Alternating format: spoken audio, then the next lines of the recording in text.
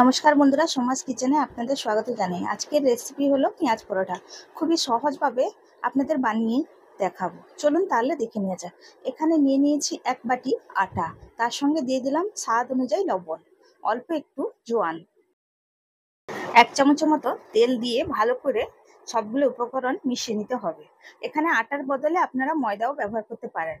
তো এবার অল্প অল্প জল দিয়ে একটা সফট ডো তৈরি করে নেব। বাড়ি থেকে গেস্ট আসলে এইভাবে পেঁয়াজ পরোটা বানিয়ে খাওয়ান, দেখবেন খুবই প্রশংসা পাবেন। বাড়িতে থাকা উপকরণ দিয়ে খুবই সহজভাবেই পরোটাটা রেডি করে নেওয়া যায়। খুবই সফট একটা ডো তৈরি হয়ে গেছে। এটা আবার 10 মিনিটের জন্য ঢাকা দিয়ে এক সাইডে রেখে দেব। চলুন এদিকে পেঁয়াজের স্টফিংটা বানিয়ে নেওয়া যাক। তো এখানে আমি পেঁয়াজ কেটে নিয়েছি স্লাইস ভাবে। আপনারা যতটা পরোটা বানাবেন ওই হিসাবে পেঁয়াজ নেবেন। আমি এখানে 3টে বড় পেঁয়াজ নিয়েছি। এবার এগুলো হাতে করে একটু মেখে নিতে হবে।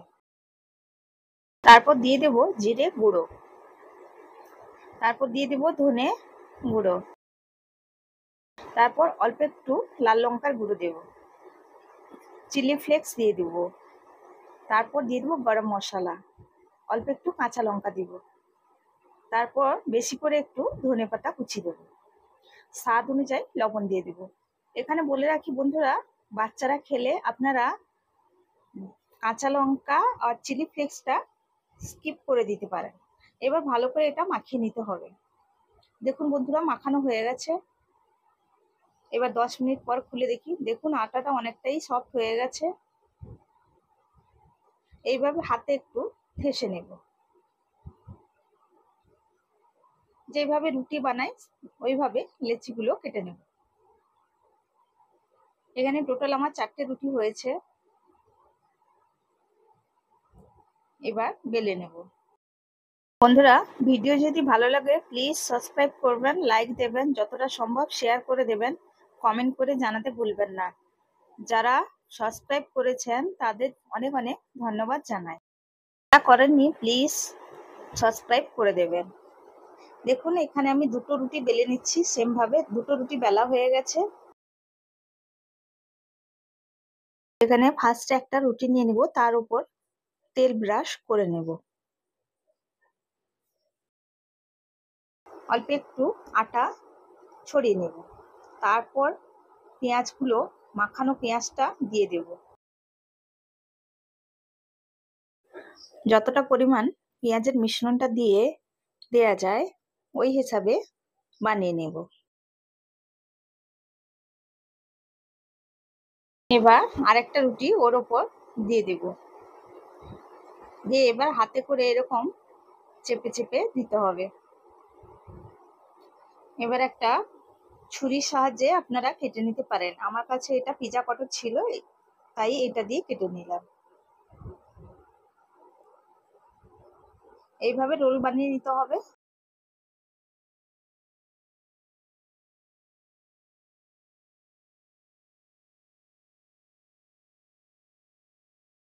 এখন বন্ধুরা সবগুলো রোল বানানো হয়ে গেছে। এইভাবে হাতে একটু প্রেস করে দিতে হবে। এবার সবগুলো প্লেটে তুলে নেব। আবার আটা দিয়ে এটা বেলে নেব। এইখানে আটাটা একটু বেশি পরিমাণ দিতে হয়, যেহেতু পেঁয়াজ থেকে একটু অল্প জল বেরোয়, তার জন্য একটু বেশি আটা দিয়ে বেললে পরোটাটা খুবই সহজভাবে বেলে নেওয়া যায়। দেখুন বন্ধুরা, আমার একটা পরোটা রেডি হয়ে গেছে। সেম ভাবে আরেকটা পরোটা বানিয়ে নেব।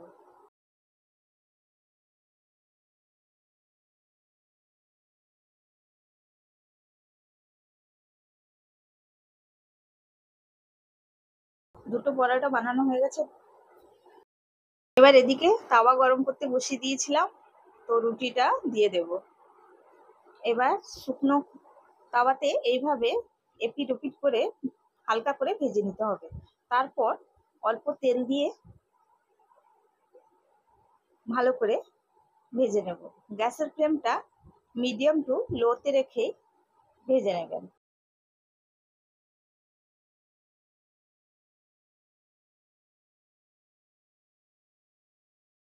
এইভাবেই লাল করে পরোটা ভেজে নিতে হবে।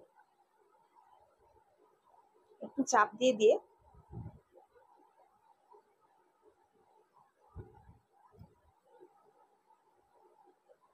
দেখুন একটা পরোটা রেডি হয়ে গেছে। সেম ভাবে আরেকটা পরোটাও ভেজে নেব। ভাজা হয়ে গেছে, এবার পরোটার সাথে খাওয়ার জন্য দই রায়তা একটা বানিয়ে নেব। তো এখানে টক দই নিয়েছি, তার সঙ্গে দিয়ে দিলাম বিট লবণ আর অল্প একটু গোলমরিচের গুঁড়ো, জিরের গুঁড়ো, লঙ্কার গুঁড়ো দিয়ে ভালো করে মিশিয়ে নিতে হবে। এটা না বানিয়েও আপনারা টমেটো সস দিয়েও খেতে পারবেন। দেখুন রায়তাটা রেডি হয়ে গেছে। দেখতে ভালো লাগার জন্য অল্প একটু লাল লঙ্কার গুঁড়ো ছড়িয়ে দিলাম। তো এখানে আমার পরোটা আর রায়তা পুরোপুরি রেডি। পরোটাটা খেতে খুবই অসাধারণ লাগে, একবার হলেও বানিয়ে খাবেন। আশা করি বন্ধুরা আপনাদের এই ভিডিওটা ভালো লেগেছে। ভিডিও দেখার জন্য অনেক অনেক ধন্যবাদ জানাই।